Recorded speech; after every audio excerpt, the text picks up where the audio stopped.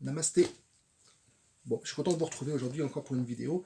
J'avais prévu de vous la faire dehors, mais bon, j'ai passé une demi-heure à faire une petite vidéo, mais le résultat avec le vent tout n'était pas convenable. Donc ça m'a obligé donc à revenir dans ma salle de soins, voilà, pour vous parler du Covid-19, sujet incontournable de ces derniers jours, dernières semaines même. Voilà. On en parle énormément, mais bon, j'ai pas le choix. J'ai bien envie aussi d'échanger avec vous à ce sujet. D'ailleurs, je ne sais pas comment vous... j'ai pris quelques notes pour ne pas me perdre, parce que je vais aborder plusieurs sujets, parler de différentes choses. Donc m'en veuillez pas si de temps en temps je me fais une petite mise à jour, c'est que... voilà. Moi, la première des choses, c'est que j'ai vu une image, bon, je ne sais pas comment vous le ressentez, mais moi j'ai vu passer une image sur les réseaux sociaux, et pour moi ils ont tapé en plein dans le mille. Pour moi c'est une espèce de... Là, ce qu'on vit en ce moment, au niveau humain, c'est une fessée pédagogique magistrale de la Terre-Mère. C'est du genre, vous vous comportez comme des gosses, vous faites que des bêtises, depuis 150 ans, là, avec votre pollution, machin, vos trucs, l'exploitation des ressources, des autres peuples, etc. Vous vous comportez comme des gosses, mais allez dans vos chambres, restez-y enfermés pendant un certain temps, je vous dirai quand vous pourrez ressortir, et puis réfléchissez à vos conneries. Pour moi, ça me fait penser à une fessée pédagogique, clairement. Et en même temps, je sais qu'on est nombreux, non pas forcément à attendre ce moment-là, mais on savait que ça allait arriver. Si c'était pas ça, ça aurait été un cataclysme ou autre chose. Même si on était gâtés quand même dernièrement. Il fait en Australie, il y a des tremblements de terre en Turquie, enfin, il se passe des trucs partout. Des phénomènes accélérés depuis un bon bout de temps. C'était inévitable qu'il se passe quelque chose. On ne peut pas continuer sur ce modèle-là. Voilà. Alors forcément, on veut conserver notre mode de vie à l'occidental.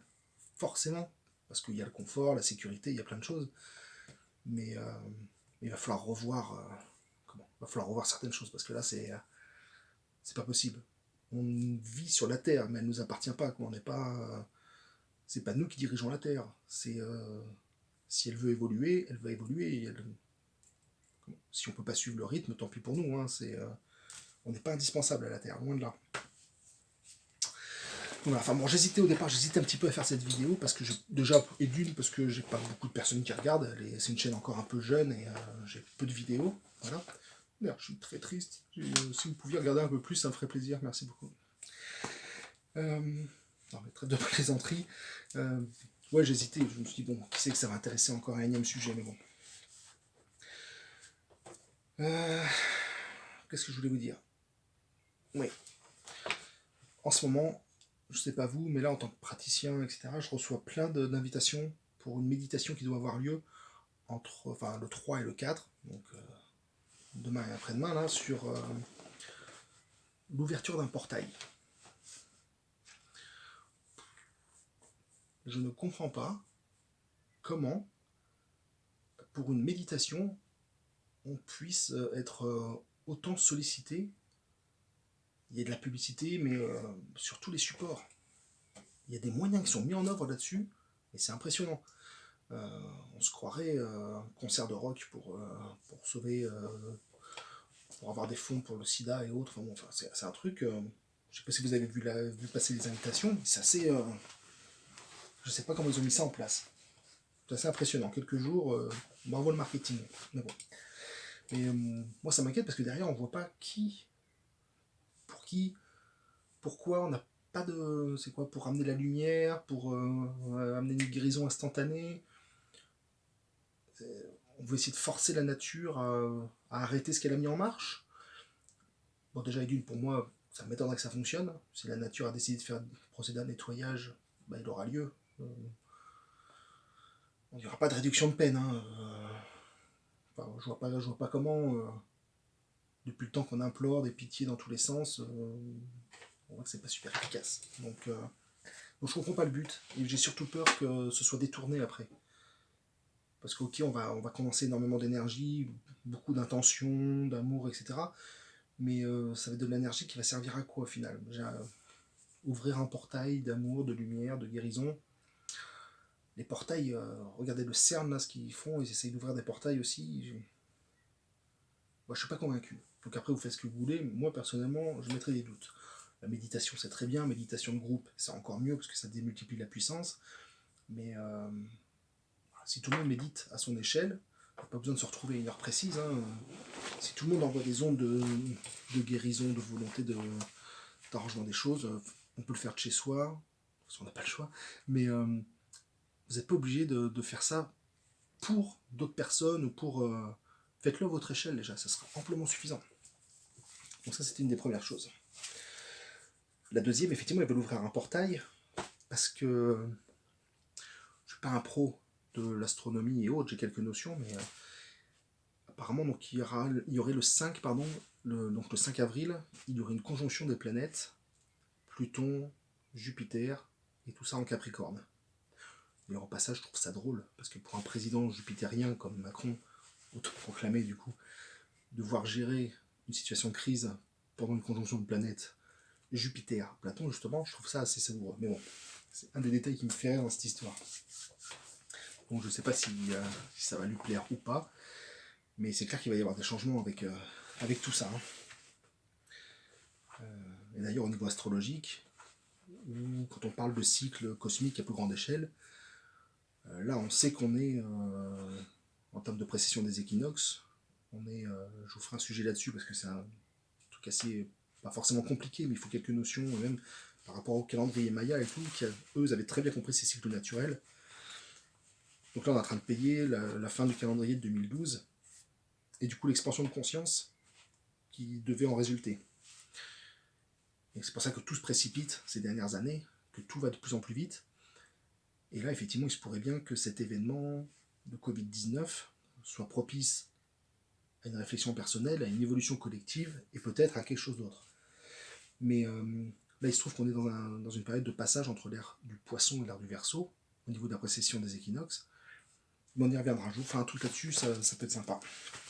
Mais clairement, voilà, même au niveau cosmique et astronomique, il y a des choses intéressantes qui se passent. On vit une période qui est pleine de bouleversements, pleine de je sais pas comment on pourrait appeler ça, pleine de dynamisme.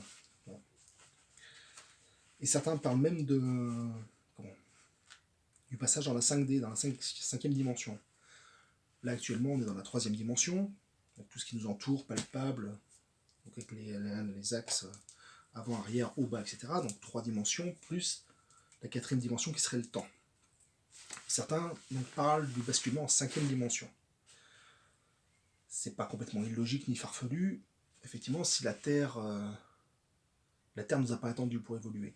Là, si elle a décidé d'élever ses vibrations, et ça on le voit par exemple avec depuis de nombreuses années la fréquence de Schumann, qui est la résonance terrestre, donc cette vibration augmente régulièrement, donc le taux vibratoire de la Terre augmente. Si elle a décidé d'évoluer, c'est à nous de suivre le mouvement, c'est pas l'inverse. On ne représente rien pour elle. Enfin, si ce n'est peut-être des virus aussi. Mais si elle a décidé, ça va être à nous de nous adapter. Et si on ne peut pas s'adapter, ben, on va passer à la trappe. Donc, je ne suis pas en train de faire l'apologie de la loi du plus fort, mais plutôt de la loi d'adaptivité. On a cette capacité à s'adapter, il va falloir, je pense, l'utiliser dans les prochaines années avec tous les changements qui vont se mettre en place. Pardon. Donc ouais, des changements, il va falloir ce qu'on appelle les nouveaux paradigmes, des changements de comportement, des changements des nouveaux schémas de politique, d'exploitation des ressources, de gestion des populations. Enfin bon, il va falloir évoluer. Parce qu'autant la 3D, c'était plus le domaine du contrôle, du mental au pouvoir, il faut le dire, de la violence, du rapport de force. Bah, tout ça, voilà, on arrive un peu au bout, quoi. Je pense que tout le monde est lassé de ces énergies-là. On a tous envie d'un peu plus d'empathie, un peu plus d'amour, un peu plus de conscience. Et ça appartient effectivement plus à c'est des choses plus subtiles qui appartiennent à la 5D. Donc moi, je suis éventuellement, dans l'idée, je ne serais pas contre qu'il y ait une petite évolution de ce côté-là. Mais bon, l'avenir le dira aussi, c'est un peu tôt.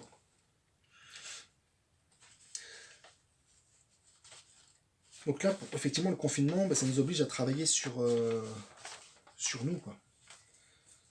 Donc je sais qu'il y a des choses à gérer, le télétravail, les enfants. Mais effectivement, c'est une période propice. C'est peut-être l'occasion justement de faire le point. Est-ce que je fais dans la vie, ça me plaît vraiment? Qu'est-ce que je veux pour la suite, etc. Là, chacun va se retrouver un peu face à lui-même. Hein. Là aussi, c'est du jamais vu. Parce qu'il y a plein de gens qui ne sont pas habitués à travailler là-dessus. Ils n'ont pas habitué à se regarder en face ou à faire de l'introspection. Et ça peut secouer. Hein. Il peut y avoir. Là-dessus, va falloir aussi faire attention parce qu'il peut y avoir des traumatismes psychologiques et autres lorsque les gens vont pouvoir revenir à la vie de tous les jours. Et je pense qu'on n'est pas à l'abri d'avoir des surprises à ce niveau-là également. Donc, là aussi, on verra bien. Après, moi, j'avoue, j'étais un des premiers à pas prendre le Covid vraiment au sérieux tout de suite. Peut-être parce que c'était loin, comme beaucoup de personnes, j'imaginais qu'ils faisaient tout pour l'endiguer. Ils ont construit un hôpital en rien de temps. Ils ont montré pouvait se, qu'un peuple pouvait se rassembler. Voilà. On s'est dit, c'est bon, c'est géré. Enfin, ne s'inquiétez pas trop, quoi. Mais là, forcément, on se rend compte les dimensions que ça prend. C'est mondial. Enfin, je sais pas vous comment vous ressentez. Je veux bien des commentaires. Je veux bien que vous laissiez des commentaires. C'est assez mondial. C'est un truc qu'on n'a jamais vécu ça. Il y a peu de personnes encore vivantes là qui ont des souvenirs de choses aussi grandioses, à part la grippe espagnole. C'est quand même une période exceptionnelle. C'est un événement comme on se croirait dans un film. Je sais pas comment vous le voyez, mais moi j'ai l'impression de voir un film toute la journée. Mais ça me fait poser des questions tout de même, parce que les réactions ont été très très lentes, je trouve, de la part de nos pays, à nous, Européens occidentaux.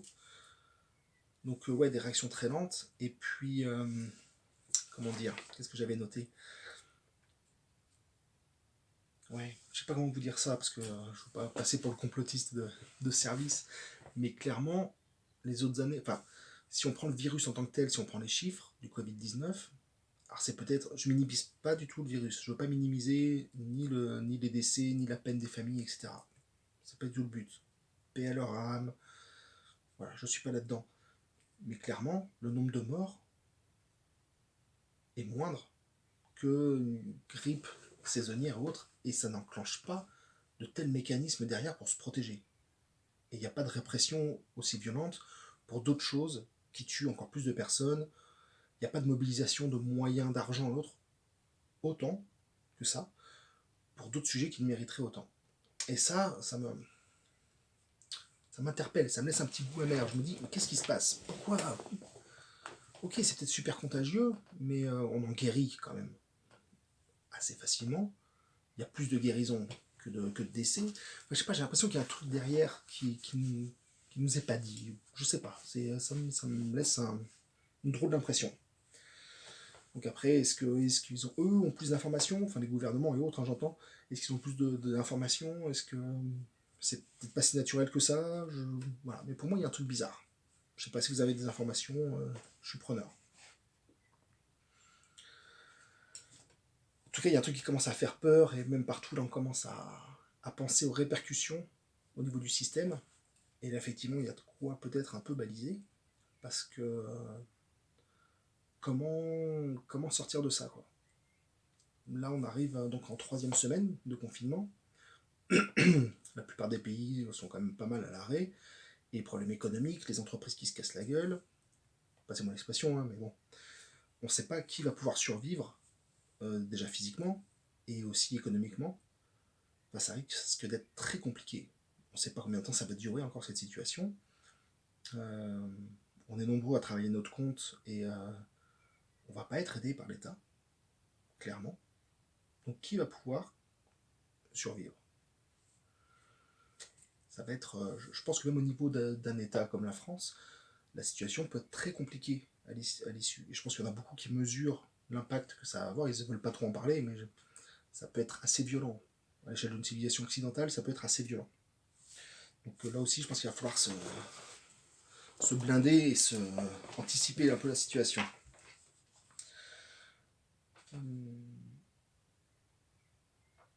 En tout cas, je peux pas m'empêcher de penser, et j'espère que pour une fois, les humains n'auront pas trop la mémoire courte, mais je peux pas m'empêcher de me remettre en tête les images des gilets jaunes et des infirmiers, enfin tout le milieu hospitalier qui passe de la case gazé, maltraité, moins que rien, parce qu'ils réclamaient des sous, comme beaucoup de monde, hein, je suis d'accord, mais bon, au niveau de la case héros du peuple.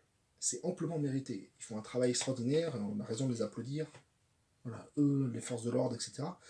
Mais il n'y a encore pas si longtemps, on leur marchait dessus, on leur gazait la tronche. J'espère, j'espère vraiment, mais même au niveau des policiers, etc., j'espère que les gens, en fonction de leur classe sociale et en fonction de leur profession, vont se rendre compte qu'on est manipulé, quoi. Concrètement, on est clairement manipulé. On n'est pas obligé d'aller taper sur la gueule de son voisin ou autre.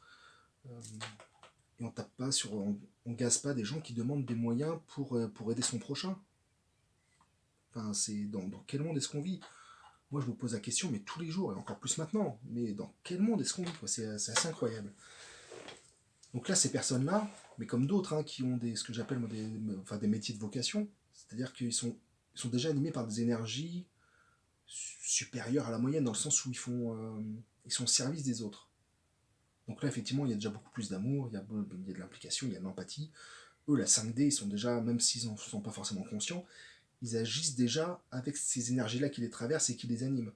Donc ces métiers à vocation, tous les soignants, toutes les forces de l'ordre, etc., tous ceux qui sont en front, les livreurs qui se débrouillent pour que tout le monde tout soit bien réparti, enfin, il n'y a pas de carence nulle part, enfin, tout fonctionne bien.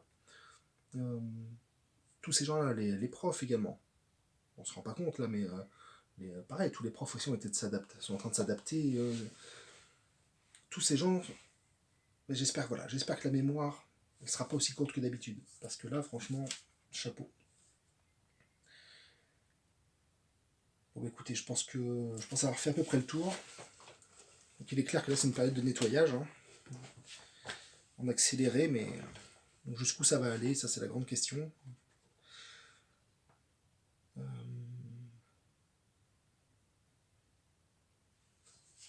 Moi, je vais arrêter en vous souhaitant déjà bon courage pour ce qu'il y aura à affronter pour la suite.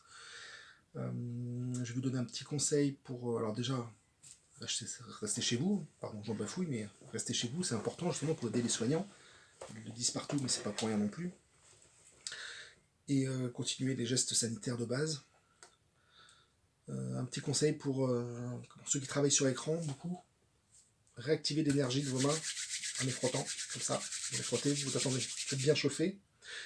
Et une fois que les mains sont bien chaudes, vous les appliquez sur les yeux ouverts si possible, et puis vous aspirez cette chaleur par les yeux pour essayer de vous nettoyer un petit peu de l'impact des écrans. Ça servirait dans la vie de tous les jours, mais là en plus avec le télétravail, faites ça régulièrement, genre en fin de journée ou même le matin pour se réveiller correctement, et en fin de journée après pour se nettoyer de tout ce qu'on reçoit par ordinateur. Ça peut être pas mal. Donc voilà, moi je vous laisse là-dessus. Les méditations, nourriture, saine. Je sais que c'est pas facile parce qu'on peut pas on peut que aller au supermarché et on est tenté par acheter de la malbouffe, mais bon. Essayez donc des méditations régulières, de la nourriture saine. Essayez de bien dormir également. Et avec ça, vous devriez avoir un système immunitaire fort. Et c'est quand même la clé dans cette période. C'est d'avoir un thymus et un système immunitaire digestif et autres qui soit au top pour résister justement aux microbes. On est équipé pour, naturellement. C'est ça qu'il faut entretenir. Voilà, un système fort, un corps fort. Il n'y a pas de raison de ne pas résister à ces attaques extérieures. Bon, écoutez, voilà, je crois avoir fait à peu près le tour. J'ai dû oublier plein de choses, mais voilà, je ne peux pas faire une vidéo de 3 heures non plus. Là déjà, j'ai dépassé ce que je m'étais imposé comme format habituel. Donc, je reviendrai vers vous très prochainement pour d'autres petites vidéos. On verra ça. Pareil, si vous avez des sujets, des questions, n'hésitez pas à laisser des petits commentaires. N'hésitez pas à vous inscrire à la chaîne. Et puis, on se retrouve une prochaine fois. Voilà, je vous souhaite une bonne santé, soyez forts et à très bientôt. Namasté.